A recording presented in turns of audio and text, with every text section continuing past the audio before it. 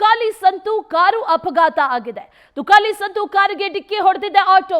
ಹೊನ್ನೇನಹಳ್ಳಿ ರಾಜ್ಯ ಹೆದ್ದಾರಿ 33ರಲ್ಲಿ ಈ ಘಟನೆ ಸಂಭವಿಸಿದೆ.